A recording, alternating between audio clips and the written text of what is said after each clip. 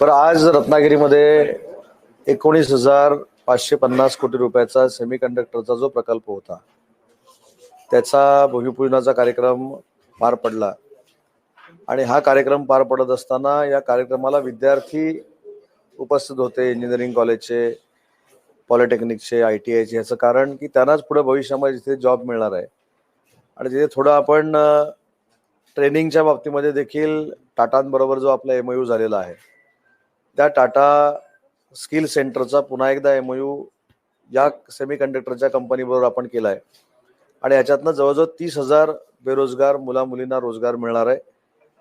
1,500 मुलांना परदेशामध्ये नेऊन त्यांच्या कंपनीमध्ये जे काही ट्रेनिंग लागतं त्याची शिकवण ते देऊन आणणार आहेत आणि त्यांना देखील परमनंट जॉब इथे त्यांनी द्यायचं मान्य केलं आणि काल त्याच्याबरोबर त्यांचा जो MOU होता तो त्यांनी गव्हर्नमेंट बरोबर केलाय.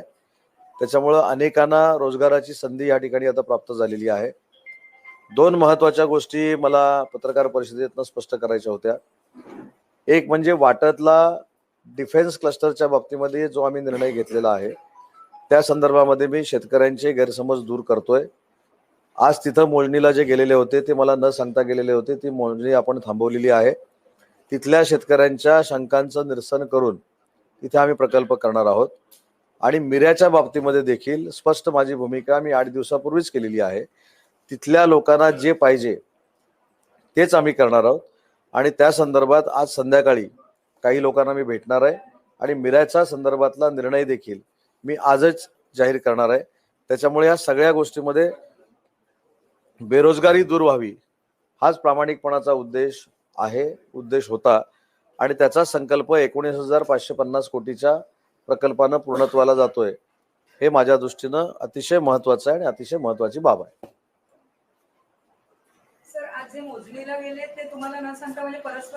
मोजणीला मी ऑलरेडी त्यांना 2 दिवसापूर्वी सांगितलेलं होतं. शेतकऱ्यांबरोबर माझी चर्चा चालू आहे. त्याच्यामुळे स्वतःचं डोकं चालवून तुम्ही हे करू नका, लोकप्रतिनिधी म्हणून मला त्यांना बोलवू दे आणि म्हणून मला कळल्यानंतर ताबडतोब तातडीनं त्यांना मी परत बोलवलेलं आहे. तिथल्या ज्या शेतकऱ्यांचे प्रतिनिधी आहेत त्यांच्याशी देखील मी बोललोय, तुमच्यासमोर जाता मी बोललो. त्यांनी देखील समाधान व्यक्त केलेलं आहे. चर्चेअंती आम्ही नक्की याच्यातनं मार्ग काढू याची आम्हाला खात्री आहे. भूसंपादनचे कोण काय भूमी अभिलेखचे गेले होते.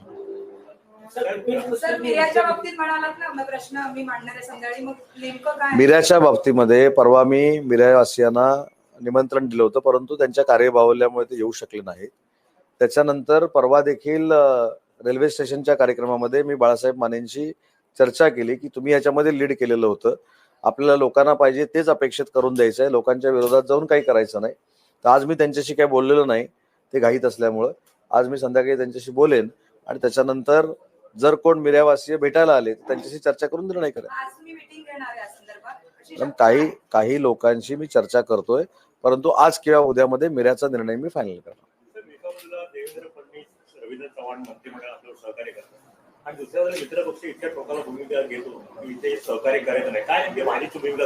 नाही, मला असं वाटतं की मला त्या बैठकीवर बोलण्याचा काही अधिकार नाही.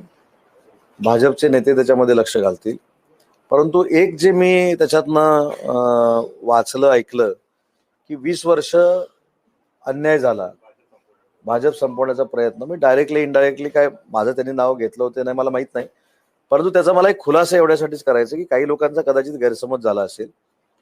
माझ्या बाबतीत जर असेल, मला माहित नाही, मी असं म्हटलं माझं नाव त्यांनी घेतलेलं नाही कोणी, पण माझ्या बाबतीत जर असेल तर मी 2 वेळा राष्ट्रवादी काँग्रेस पक्षातनं लढलो.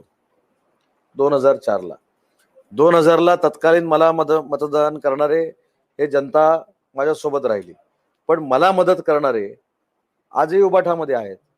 2004ला मी काही संपवण्याचा प्रयत्न केला नाही, कारण मी राष्ट्रवादी काँग्रेस पार्टीतच होतो. दुसरी निवडणूक देखील मी राष्ट्रवादी काँग्रेस पक्षातनंच लढवली. त्याच्यामुळे माझा त्याच्यामध्ये काही वैयक्तिक मला ते बोललेलं नसतील आणि त्याच्यामुळे मी काही गैरसमज करून घेणार नाही. दुसरी महत्वाची गोष्ट की तिसरी निवडणूक जी मी लढलो ती BJP सेपरेट लढली, काँग्रेस सेपरेट लढलं, राष्ट्रवादी सेपरेट लढलं आणि UBT सेपरेट लढलं, मी शिवसेना सेपरेट लढली, त्याच्यामध्ये मी लढलो. बरं, ते अलायन्स कोणी तोडली? ते एकनाथ खडसे साहेबांनी तोडली. आता एकनाथ खडसे साहेब अजून महाविकास आघाडीतच आहेत, त्याच्यामुळे मी संपवलं नाही ना ते. किंवा 2004ला माझ्या बाजूनं सन्माननीय बाळासाहेबांच्या विरोधामध्ये काम करणारे जे काही शिवसेनेचे जे पदाधिकारी होते माझ्यासोबत, ते आजही उभीट येतात. मग मी कसं काय भाजप संपवलं? माझा काही संबंध पण नाही. मी सगळ्यांचा आदर करतो, त्यांचा देखील आदर केलेला आहे. अनेक कामं बीजेपीच्या सगळ्या लोकांनी सांगितलेली करणं ही माझी जबाबदारी आहे, मी करतो. आणि म्हणून कालच्या बैठकीवर मला काही बोलायचं नाही. त्याचा निर्णय देवेंद्रजी. काही लोकांनी सांगितलं की मी सोयीस्कर देवेंद्रजींचा वापर करतो. माझे संबंध देवेंद्रजींशी हे आजचे नाही आहेत. 2004ला मी आमदार ज्यावेळी झालो त्यावेळीपासून मी देवेंद्रजींना ओळखतो. त्याच्यामुळं देवेंद्रजींचा मी जर वापर करून घेतो तर त्यांना झालं नाही ना, त्यांना जाऊन विचारावं, त्यांना जाऊन सांगावं बाबा उदय सामंत असं असं वागतो. त्यामुळे मला असं वाटतं की कालची मीटिंग ही माझ्यासाठी नव्हती. मला गैरसमज करून घेण्याचं काही गरजच नाही.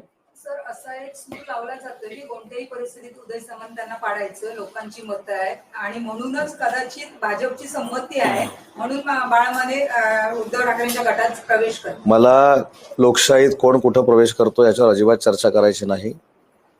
माझ्या नशिबामध्ये जर जिंकायचं असेल, जनतेचे आशीर्वाद जर माझ्याबरोबर असतील तर कोणाचे मनसुबे हे योग्य ठरणार नाहीत. आणि म्हणून मला त्यांच्यावर टीकाच करायची नाही ना. फक्त माझं एकच म्हणणं आहे की टीका करताना त्यांनी असं दाखवून द्यावं. आता दुसरं ते काय म्हणतात की मी म्हणजे आता त्यांच्या व्यासपीठावर बसलेले अनेक लोक 2004ला माझ्या प्रचारात होते. म्हणजे बीजेपी मी संपवली की व्यासपीठावर बसलेल्या लोकांनी संपवली? त्याच्यामुळे संभ्रम नको. आणि माझे सगळ्यांचे संबंध चांगले आहेत. मी कोणालाही कधी दुखावलेलं नाही. आणि एक लक्षात घ्या, मीच जर टार्गेट असेल तर त्याचा निर्णय रत्नागिरीतली जनता घेईल ना. बरोबर आहे की नाही? मला निवडून आणायचं नाही आणायचं मी लोकशाहीतला एक भाग आहे. मी ह्या सगळ्यांच्या ह्याला उत्तर का देऊ? आणि मी जसं मानत नाही की ते माझ्याबद्दल बोलले तर मला काही गैरसमज करून घेण्याची आवश्यकता नाही. आणि माझे देवेंद्रजींचे संबंध हे आज कोणामुळे आहेत किंवा कोणामुळे नाहीत हे बोलण्याची काही गरज नाही. आणि माझे देवेंद्रजींची काय संबंध आहेत हे मी परवा देखील सांगितलं की जेव्हा बाळासाहेबांबद्दल मातोश्रीला गेल्याचा विषय आला तर मी त्यांची बाजू घेतली की लोकशाहीमध्ये कोणालाही कुठेही भेटायचा अधिकार आहे. सणानिमित्तानं आहे, काही निमंत्रणाच्या निमित्तानं आहे, तर कोण कसं काय आक्षेप घेऊ शकतात. आणि मला जर कोणी शिव्या घातल्या तर माझ्या ते शिवी जर घातली तर माझ्यासाठी ती ओवी आहे.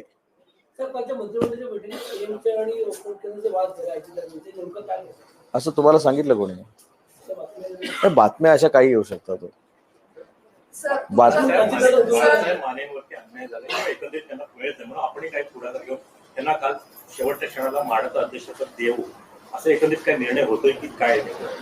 मी एक सांगू का, बाळासाहेबांना न्याय मिळाला पाहिजे ही माझी सुद्धा वैयक्तिक मित्र म्हणून भूमिका आहे. आणि हे मी अनेक वेळा मी पुराव्यानेशी सिद्ध करेन. मी देवेंद्रजींशी बोललेलो आहे. माझ्याबद्दल या लोकांचा काय गैरसमज आहे मला माहित नाही, परमेश्वराला माहिती. मी कुठेही भाजपच्या लोकांना सहकार्य करण्याचाच प्रयत्न केलाय. तुम्ही दीपक पटवर्धनना विचारा. दीपक पटवर्धन साहेबांचं जे नगर वाचनालयाची जी बिल्डिंग आहे त्याच्यामध्ये कोणी सहकार्य केलं कोणी नाही केलं हे त्यांना कधीतरी विचारा. ज्या उभाठानं दीपक पटवर्धन साहेबांना कायमस्वरूपी त्या ह्याच्यातनं नकार देऊन ते नगर वाचनालय ताब्यात घेण्याचा प्रयत्न केला ते मी त्यांच्या ताब्यात दिलं. अशोक मयेकर साहेबांचे माझे संबंध चांगले आहेत. त्यांच्यानंतर कोण बीजेपी तर सगळ्या नेत्यांनी, मी तर परवा रवींद्र चव्हाण, बाबा परोळेकर साहेबांचे माझे संबंध चांगले आहेत. मी परवा सगळ्या संघांच्या लोकांना भेटून आलो. आज देखील कदाचित मी आनंद मराठे साहेबांना भेटणार आहे. तर मला असं वाटतं की गैरसमजातनं काही घडू नये हीच माझी इच्छा आहे. आणि शेवटी याचे पडसाद जे आहेत हे फक्त रत्नागिरीपुरते मर्यादित राहत नाही, त्याचे पडसाद महाराष्ट्रभर उमटू शकतात. त्याच्यामुळे 3 नेते जर अतिशय कॉन्क्रीट पद्धतीनं काम करतायत आणि महायुतीचं सरकार आणणं हे जर आपलं ध्येय असेल तर मला हक्काने येऊन सांगावं ना. माझं जर काही चुकत असेल मला हक्काने येऊन सांगा ना. मी ओपन आहे, मी कोणालाही भेटतो. महायुतीचं 85% जागा वाटप हे संपलेलं आहे. उर्वरित 15% जागा वाटप हे 8 दिवसामध्ये पूर्ण होईल.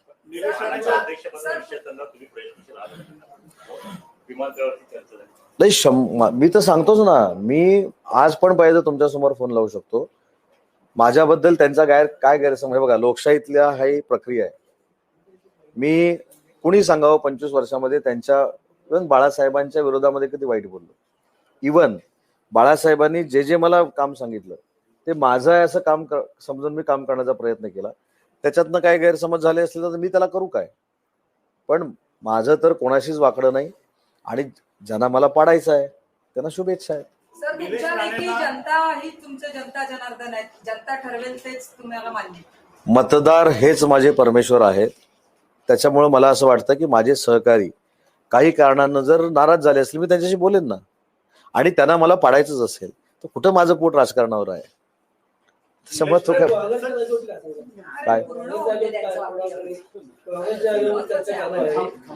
गुहागरच्या बाबतीमध्ये माननीय एकनाथ शिंदे साहेब, माननीय देवेंद्रजी आणि अजितदादा जो निर्णय घेतील तो महायुतीच्या सगळ्यांना मान्य राहील, हे काल रवींद्र चव्हाण साहेबांनी देखील सांगितलं. आता कालचं उदाहरण बघा. काल मी रवींद्र चव्हाणांच्या पीएवर का चांगलं बोललो, तर उबाठाच्या एका आमदारानं त्यांच्यावर टीका करत रवींद्र चव्हाण साहेबांवर निशाणा साधलेला होता. कोणी कोकणातलं बोललं नाही, मी जाहीरपणानं बोललो. बघा, मी जे काय करायचं आहे ना ते मी जाहीरपणानं करतो. आणि जी कालची मिटिंग झाली त्याला मी मानतो ती माझ्यासाठी झालेली नाही. आणि माझ्याबद्दल काही गैरसमज झाले असले बसून मिटवीन ना. मी कशाला प्रेसला बोलेन.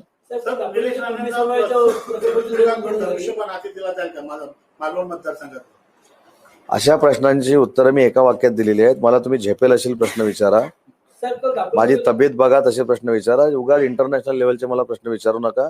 निलेशजी राणे हे महायुतीचे उमेदवार असतील आणि निलेशजी राणेंना निवडून आणण्यासाठी ते जसं जीवाचं रान करतील तसं आम्ही देखील जीवाचं रान करू. मी महायुतीचे उमेदवार असल्याचं मी बाकी काहीच बोललो नाही. महायुतीचे उमेदवार असले काय झालं आपण चांगला आहे ना. कुणबी समाजाला न्याय मिळाला. कुणबी समाज एक कुणबी भवन मागत होतं, 2 मिळाली. कुठे वाद सुरू आहेत? नाही, इथं कुठं वाद सुरू आहेत? वाद कधी होतो लक्षात ठेवा रानडे साहेब. वाद ज्यावेळी तुम्ही मला शिवी घातल्यानंतर मी तुम्हाला शिवी घालतो तेव्हा वाद होतो. तुम्ही मला शिवी घालताय मी ओबी आहे म्हणून सांगितलं तर वाद कसा काय होतो? त्यामुळे थोडं ते चेंज करा. माझ्याकडे काय वाद नाही, पण मगाशीच सांगितलं त्यांची शिवी मला ओबी सारखी आहे. त्याच्यामुळे वाद कधी होतो? तोंडाला तोंड लागतं तेव्हा वाद होतो. त्याच्यामुळे रत्नागिरी मतदारसंघामध्ये भाजप शिवसेनेमध्ये वाद नाही, हे प्रामाणिकपणानं पालकमंत्री म्हणून या ठिकाणी मी जाहीर करतो. त्याच्यामुळे त्या कोणाचे माझ्याबद्दल जर काही गैरसमज झाले असतील आणि बीजेपीला तिकीट दिलं महायुतीनं तर मला कुठं मी प्रचार करेन ना. महायुतीला जर तिकीट दिलं बीजेपी म्हणून मी प्रचार करेन, त्याच्यामध्ये मोठंसं काय. म्हणून रत्नागिरीचं रूपांतर वाद म्हणजे, आणि मला तुम्ही माझी हिस्ट्री काढून सांगा मी कोणावर वाद घातला का? मी वाद घालणाऱ्यांच्या नादालाच जात नाही. तेव्हा मी वाद घालतो कसं काय? ते वाद होत नाही. दुसरी गोष्ट, आणि मी जर एखाद्याचं वाईट केलं, मी बीजेपीचे सगळे जिल्ह्याचे नेते आणून तुमच्या समोर बसवतो. केदार साठेने किती माझ्याकडनं निधी घेतला, देवरुखला मी किती निधी दिला, राजापूरला मी किती निधी दिला, लांजाला किती निधी दिला, त्याच्यानंतर वैयक्तिक माझ्यासाठी कामाकडे. मी बीजेपी आणि सेना ही वेगळी मानत नाही, जरी कोण मानत असलं तरी. आणि कालची मिटिंग ही पुन्हा एकदा सांगतो ही माझ्यासाठी झालेली नव्हती, अदृश्य माणसासाठी झालेली असेल असं मी समजतो. आणि मला त्याच्यावर काहीच बोलायचं नाही. काहीच बोलायचं नाही. ते पण मिटतील. वाद असणं हे पक्ष जिवंतपणाचं लक्षण आहे. सगळं शांतच असेल तर तुम्हाला आमचं जिवंतपणा कळणार कसा ना. त्याच्यामुळं वाद असतील पण ते महायुतीचं सरकार आणण्यासाठी मिटतील.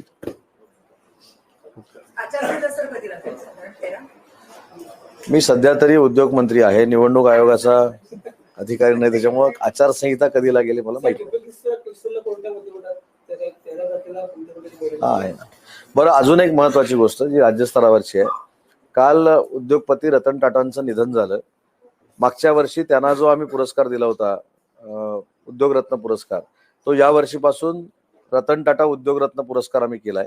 आणि आम्ही नव्यानं जी इमारत बांधतोय उद्योग भवनाची त्याला सुद्धा रतन टाटांचं नाव द्यायचा निर्णय घेतला. मी मागणी केली चंद्रशेखरन साहेबांकडे, तर बांधणं न बांधणं टाटा समूहाची जबाबदारी. ठीक आहे, चला. बरं, अजून एक माहिती म्हणून सांगतो की आमचे सहकारी या तालुक्याचे उपसभापती सुनील नावले, एक सर्वसामान्य कुटुंबातली व्यक्ती, त्याची आज शामराव पेजे आर्थिक विकास महामंडळाच्या सदस्यपदी नेमणूक झालेली आहे.